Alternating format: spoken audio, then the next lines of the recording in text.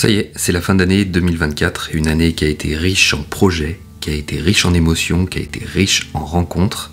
Et je me suis dit pour cette dernière vidéo, pourquoi pas faire un petit check de mon sac photo pour 2025, avec notamment l'arrivée d'un nouveau boîtier signé Leica, vous avez pu le voir dans le titre de la vidéo. Et ça, eh ben écoutez, on en parle de suite.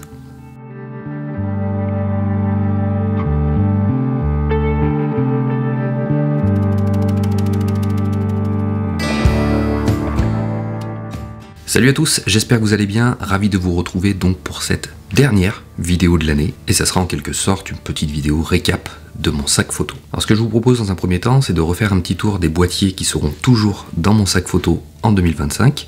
Je vous explique pourquoi, à quoi ils me servent, en même temps je vous mets quelques photos, et on se met bien et on se met cool. Dans une seconde partie, on va parler d'un boîtier, un nouveau boîtier qui a rejoint mon sac photo. Vous avez pu le voir dans le titre de la vidéo, c'est effectivement de la marque Leica. Là, il y a 2-3 choses à dire, donc on en parle juste après. Mais avant toute chose, je profite de cette dernière vidéo de l'année pour vous souhaiter chaleureusement et sincèrement de très belles fêtes de fin d'année. Profitez de vous, profitez de vos proches, profitez de faire des photos, profitez de vous faire plaisir. Bref, je vous souhaite tout le meilleur pour la fin 2024 et bien sûr pour l'année 2025 qui arrive à grands pas. Allez, c'est parti pour savoir quel sera le contenu de mon sac photo en 2025. Donc en 2025, il y aura dans mon sac photo, quoique pas vraiment, il sera surtout dans ma poche, toujours, le Ricoh GR3. Donc vous savez à quel point j'adore ce boîtier, ça fait maintenant 2 ans que je l'utilise beaucoup en photo de rue. Ce que j'aime énormément chez ce boîtier, c'est sa furtivité, sa qualité d'image dans un si petit boîtier, c'est quand même extraordinaire. Perso, je pense que j'ai pu faire des clichés que je n'aurais pas pu faire avec d'autres boîtiers. Donc là, quand je vais faire le récap un petit peu de tous mes boîtiers qui seront dans mon sac photo, je vais faire défiler quelques photos que j'ai fait avec tel ou tel boîtier. Là, typiquement, le Ricoh GR3, c'est un boîtier que j'utilise donc principalement en photo de rue. Comme je vous l'ai déjà dit dans d'autres vidéos, c'est un boîtier qui est ultra furtif et j'en profite d'ailleurs souvent pour le sortir dans les métros ou dans des lieux où il est préférable de rester discret. Donc sa grande force, effectivement, c'est sa qualité d'image, c'est sa compacité, sa furtivité. Je dirais, si j'avais un petit reproche à lui faire, c'est que au niveau de l'expérience utilisateur, ça aussi j'en ai déjà parlé, il n'y a pas de viseur, il n'y a pas d'écran orientable, c'est tout léger, on dirait un jouet. Donc pour ceux qui aiment avoir un appareil photo en main, ça peut être un petit peu déroutant au départ. Mais franchement, quand j'ai vu ce qui m'a sorti, j'en suis tout de suite tombé amoureux. Donc là, pour rien au monde, j'échangerais mon Ricoh GR3, sauf peut-être s'il y avait un jour un Ricoh GR4. Voilà, il y a encore des choses à travailler sur ce boîtier, notamment la tropicalisation. Peut-être ajouter 2-3 options comme l'écran orientable ou éventuellement, je sais pas, un viseur escamotable ou ce genre de choses. Pourquoi pas? Donc à voir si un GR4 voit le jour en 2025 ou en 2026, on verra. Donc le Ricoh GR3, oui, dans mon sac photo, toujours dans ma poche avec mon sac photo. Ensuite, on retrouvera toujours dans mon sac photo le Fuji X106 qui est juste une dinguerie. Voilà, c'est un boîtier que j'adore. Je vous avais déjà mis une petite vidéo du comparatif entre le Fuji X106 et le Sony A7C II. Et franchement, c'est un boîtier que j'adore. J'adore utiliser. Toujours une belle qualité d'image. Et ce que j'apprécie beaucoup avec ce boîtier, c'est qu'il fait parler les gens. C'est vrai que depuis que j'ai ce Fuji X106, il n'y a jamais autant de personnes qui m'ont abordé dans la rue pour me demander ce que c'était comme appareil. Est-ce que c'est un appareil argentique avec son look un petit peu vintage? C'est un appareil qui fait sourire les gens. Et ça me plaît beaucoup, notamment en photo de rue. Donc là, idem, je vous remets encore quelques photos que j'ai pu prendre avec le Fuji X106, notamment à Londres.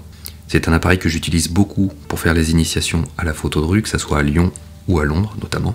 Mais pas que, c'est aussi un appareil que j'utilise beaucoup quand je suis en famille, quand je suis en vacances. C'est vrai qu'avec sa longueur focale de 23 mm, équivalent 35, c'est un appareil à tout faire en fait. Et c'est ça qui me régale sur ce boîtier. Donc là, contrairement au Ricoh, on a une expérience utilisateur qui est un peu plus sympathique. On a une qualité de JPEG qui est extra, ça c'est une grande force de Fujifilm. Il y a les simulations de film que tout le monde connaît chez Fujifilm, mais on peut également créer des recettes. Je me suis amusé d'ailleurs à créer 1 ou 2 recettes avec X-RAW Studio, et franchement, c'est un régal.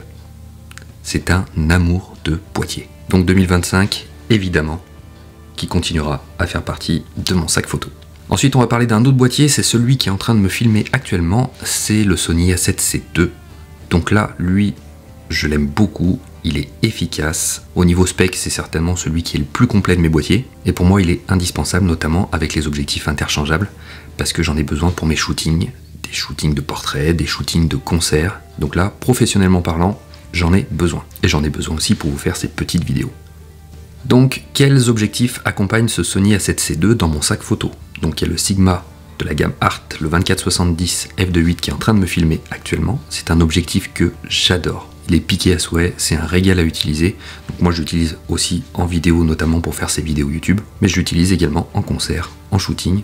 Il m'accompagne régulièrement, donc c'est quand même un beau bébé. Là je vais pas le débrancher pour vous le faire voir, mais en photo de rue, non, c'est sûr que c'est beaucoup trop lourd, mais en shooting, s'il est indispensable dans mon sac photo. Je m'en sers souvent et c'est un objectif dont je suis ravi. Ensuite, un autre objectif que j'aime beaucoup, c'est celui-ci, c'est le 85 mm f1.8 de Sony.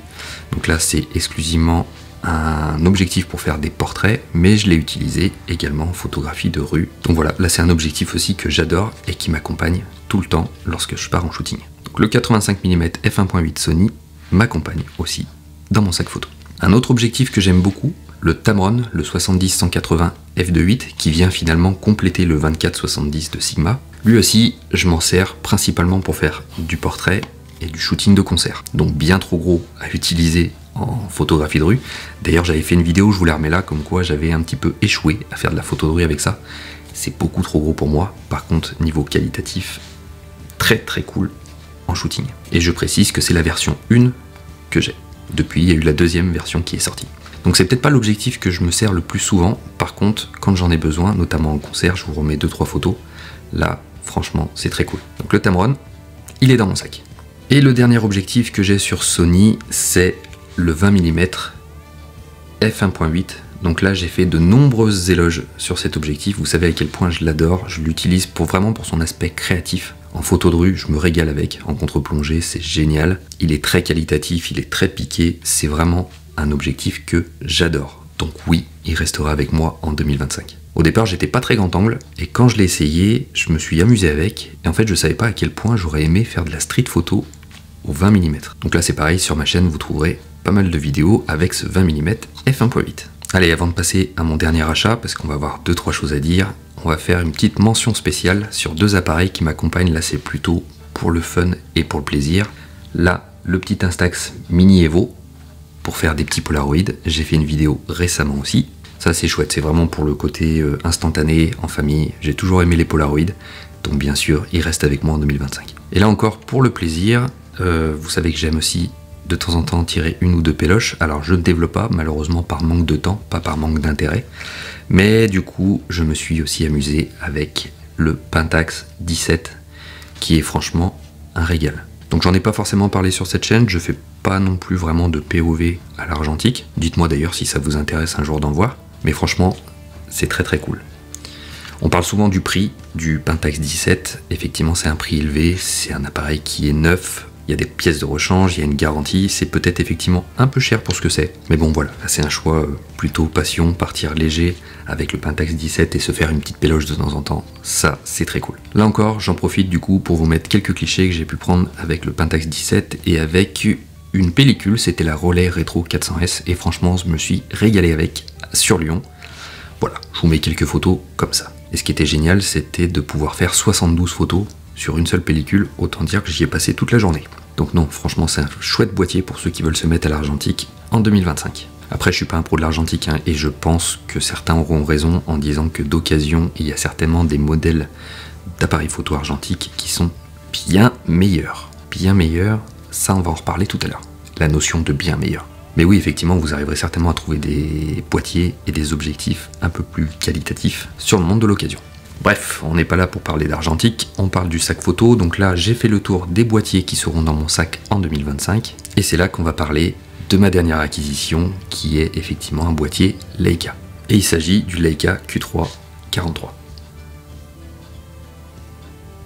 C'est un superbe boîtier, et je vais vous raconter comment j'ai fait sa rencontre. Donc il y a quelques temps de ça, je me suis baladé à Lyon avec mon cher ami Soundpix. On était parti pour une balade photo et je me suis dit pourquoi pas, en tant qu'amoureux de la photo, essayer un appareil d'une marque prestigieuse. Ouais, effectivement, on entend parler de Leica un peu partout, notamment quand on aime la photo de rue, et je me suis dit ça serait peut-être l'occasion d'en essayer un. Donc je suis passé dans une boutique photo et j'ai demandé un prêt de ce Leica Q3 43 que j'ai gardé à peu près 3 heures sur Lyon. Pour rien vous cacher, au départ, j'étais vraiment parti dans l'idée de me dire que ce boîtier, je vais certainement le déglinguer. C'est-à-dire que quelque part, je voulais peut-être aussi me persuader qu'un boîtier comme ça, à ce prix-là, parce que faut pas se le cacher, c'est un petit peu ce qui fait débat, j'aurais quelque part voulu être déçu de cette expérience. Et en fait, ce qui devait arriver arriva, l'arroseur arrosé. Au bout de ces 3 heures d'essai sur Lyon, je voulais pas la rendre. Donc là, j'en ai parlé un petit peu sur mes réseaux, sur Facebook, sur Instagram. On va rééplucher un petit peu tout ça, parce que comme je vous l'ai dit, c'est une marque qui fait débat, souvent dans le positif et parfois aussi dans le négatif. Alors moi, personnellement, j'ai vraiment accroché avec la finition de ce boîtier. Quand je vous dis régulièrement dans mes vidéos qu'il faut tester, qu'il faut prendre en main des boîtiers pour voir si on a un certain feeling avec, là, typiquement, on y est.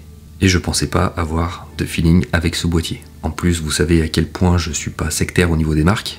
On vient de faire le tour du Ricoh, du Fuji, du Sony, maintenant du Leica. Donc personnellement, j'aurais préféré tomber amoureux d'une marque un petit peu moins chère. Mais que voulez-vous, c'est quelque chose qui se contrôle pas. Et j'ai adoré shooter avec ce Leica Q3 43. Donc, comme je vous ai dit, la qualité de construction est juste splendide. Les menus sont épurés. J'ai pu faire mes réglages en 15-20 minutes sur le boîtier. C'est un peu un retour à l'essentiel que j'ai beaucoup apprécié. Au niveau des matériaux, c'est vraiment splendide. On a vraiment l'impression de tenir un bijou, c'est vrai en main. Et que dire de l'objectif 43 mm f2 apochromatique qu'ils ont mis dessus, c'est une dinguerie. Et ça, je m'en suis aperçu quand je suis rentré à la maison parce que j'avais mis ma carte mémoire dans l'appareil lors de mon test de ce Leica Q3 43 sur Lyon. Et quand je suis rentré à la maison, j'ai voulu voir effectivement ces photos, les retoucher.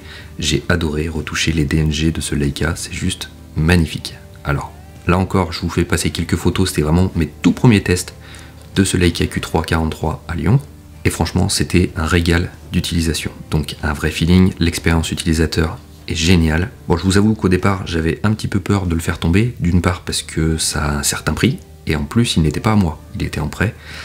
Donc je vous avoue que j'avais un petit peu les mains moites au départ quand je suis sorti sur Lyon avec. Mais après, au bout d'un moment, c'était franchement un pur régal. Donc je me suis dit que ce serait une bonne idée de vous en parler, parce que au départ je me suis dit que j'en parlerai pas forcément et le prochain POV je le ferai avec, mais je me suis dit que ça allait certainement apporter beaucoup de commentaires, beaucoup de questionnements aussi, et à répondre dans tous ces commentaires, ça aurait été un petit peu long et compliqué. Donc je me suis dit pourquoi pas faire une petite vidéo de fin d'année qui fait guise aussi un petit peu d'introduction pour les prochains POV avec ce Leica Q3 43. Donc si vous me suivez sur les réseaux, vous savez que cette marque divise. C'est surtout le prix.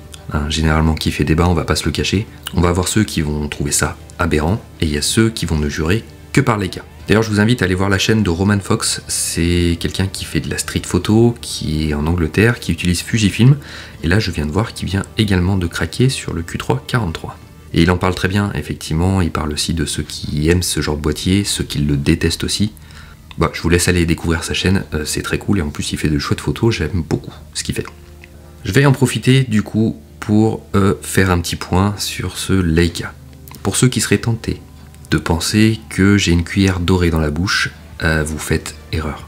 J'ai réussi à acquérir ce boîtier grâce à du travail, beaucoup de travail, des sacrifices, un peu de revente de matos, parce que vous avez vu, je vous ai pas parlé du Sony A7 IV, mais il a disparu, effectivement. Je l'ai revendu. Et pour finir, une bonne pincée de travail. À savoir que cet appareil sera aussi un outil de travail pour moi, pour mes initiations en photo de rue, notamment. Donc là voilà, il va y avoir ceux qui vont penser que c'est réservé qu'aux riches. On va pas se le cacher, c'est un boîtier qui est très cher, je le trouve moi-même très cher. Mais franchement, si un jour vous avez l'occasion de le tester, de le prendre en main, faites-vous votre propre opinion là-dessus. Il y en a qui aimeront, il y en a qui aimeront pas, et c'est normal. Mais moi, comme disent les jeunes, j'ai eu ce petit crush avec, et bah voilà, c'est tout. Et ensuite, il y a ceux qui ne jurent que par Leica et qui vont certainement être tentés aussi de me dire « Ça y est Valou, tu es un vrai photographe, maintenant tu fais partie de la grande famille Leica. Je suis désolé de vous décevoir, mais non, j'espère faire partie de la grande famille de gens qui aiment la photo. Et comme je vous l'ai dit, je suis pas très sectaire. Donc plus on va essayer de m'enfermer dans une marque, et plus je vais avoir envie d'y sortir, certainement. J'aime cette liberté, justement, d'utiliser différentes marques, d'avoir différentes expériences, de faire varier les plaisirs. Donc non, je ne vais pas tout revendre pour me consacrer seulement à Leica. Désolé. Il y a certainement des personnes qui vont se poser cette question, auxquelles les photographes répondent souvent. Est-ce que cet appareil va faire de meilleures photos? Eh bien, j'espère que non. J'espère que non, parce que cette fameuse phrase réponse est « c'est le photographe qui fait la photo, et l'appareil est seulement un outil ». Donc non, j'espère pas qu'il fasse de meilleures photos que mes autres boîtiers. Par contre, en termes de feeling, ça c'est hyper important d'avoir envie de sortir son boîtier. Comme je le dis souvent, si on a envie de sortir son boîtier, on sort plus, on s'entraîne plus et on progresse plus vite. Donc est-ce qu'on peut devenir meilleur photographe à avoir des boîtiers avec lesquels on a un feeling? Franchement, j'en suis intimement convaincu. Mais en soi, ça n'a rien à voir avec la marque, les specs et le prix des appareils photo. Donc le prochain POV que vous verrez sur cette chaîne, ça sera effectivement avec ce Leica Q3 43 et il y a de grandes chances que ça soit en dehors de nos frontières. Mais je vous en dis pas plus pour l'instant. Donc pour finir sur une note bienveillante et de partage, c'est l'univers et l'atmosphère de cette chaîne, vous connaissez maintenant. Lorsque vous croisez d'autres photographes qui vont vous dire « tu aurais pas dû acheter cet appareil, moi je serais toi, j'aurais fait ça, cet appareil est meilleur que celui-ci, je comprends pas pourquoi tu as payé un appareil si cher alors que celui-ci il y a plus de choses dedans ». Alors pour moi en fait tout ça apporte à des débats qui sont complètement stériles. Je m'explique. Il y a certains appareils, certains objectifs qui sont plus adaptés à un domaine photographique. Je pense à la photographie animalière, je pense à la photographie de sport. Il y a ceux qui vont faire de la photographie immobilière, d'architecture, qui vont avoir des besoins spécifiques. Donc est-ce que certains matériels sont plus adaptés à certains domaines? Oui, effectivement. Maintenant, de là à dire qu'il est meilleur que tel ou tel matériel, là ça devient compliqué à débattre. On va parler de quoi? On va parler de meilleur autofocus, on va parler de meilleur piqué, plus de pixels. Bref, ce qu'il faut bien se dire, c'est qu'on ne recherche pas tous la même chose. Et en fait, dans tout ça, il y a une variable qui n'est pas jaugeable, ni même jugeable par qui que ce soit, c'est le feeling et le ressenti qu'on a avec nos boîtiers. C'est-à-dire que si quelqu'un me dit, je sais pas, t'aurais dû plutôt acheter un Sony A1 parce qu'il y a plein d'options dedans, oui, mais c'est pas ce que je recherche personnellement. Et en plus, le feeling avec le boîtier, il faut que je le ressente, vraiment. Je cherche quelque chose d'épuré, je veux quelque chose qui me serve en photographie de rue, parce que c'est ce que je recherche et c'est ce que je suis profondément. Donc j'aurais pas d'intérêt de prendre un boîtier avec plein de specs qui finalement me concernent pas. Typiquement dans le Sony A7 IV, il y a plein d'options que je n'utilisais jamais. Je pense même que j'utilisais peut-être 60% de ses capacités. Donc finalement c'est pas vraiment dans mon intérêt et c'est peut-être pas non plus dans votre intérêt. Donc ce qu'il faut bien se dire, notamment sur les forums ou les groupes, sur les réseaux sociaux, les gens qui vont vous dire « cet appareil est meilleur que celui-là », c'est impossible à juger pour vous parce que personne ne peut se mettre à votre place. Si vous êtes heureux avec votre boîtier, que ce soit un XT1 ou que ce soit un Hasselblad ou que ce soit un Sony A7R5, peu importe, si vous avez le feeling avec votre boîtier, vous avez forcément raison. Et tout ça sans parler de la marque, sans parler du prix, sans parler des specs. Simplement du feeling que vous avez avec votre boîtier. Donc si j'ai un conseil à vous apporter, faites-vous plaisir, testez le matériel si vous avez l'occasion dans des boutiques photos, testez de ressentir un petit peu ce feeling que vous avez avec tel ou tel matériel, et si vous avez envie de vous lancer dans l'aventure, et bah, let's go! Donc voilà, on a fait donc le tour de mon sac photo, le triptyque Ricoh, Fuji et Leica, et mon triptyque effectivement pour la photographie de rue, qui va m'accompagner en 2025, où il y aura des initiations encore à Londres, des initiations à Lyon, il y aura des shootings, il y aura du concert, bref 2025 va être encore riche en émotions. Sur YouTube aussi ça va bouger, avec l'apparition du Coffee and Focus, donc d'autres épisodes vont arriver, bref Valou 2025 il va encore pas chômer. Mais quand on aime, on compte pas. Allez, sur ces bonnes paroles, j'ai plus qu'à vous souhaiter encore une fois de très belles fêtes de fin d'année, profitez de vos proches, profitez de votre matériel, profitez de faire des photos, profitez de kiffer la life, partez sur de belles résolutions de 2025, et moi, je vous retrouve très bientôt pour un POV avec le Leica en dehors de la France. Mais comme je vous l'ai promis, je vous en dis pas plus. Soyez créatifs, prenez des photos, surtout prenez soin de vous. Et moi, je vous dis salut.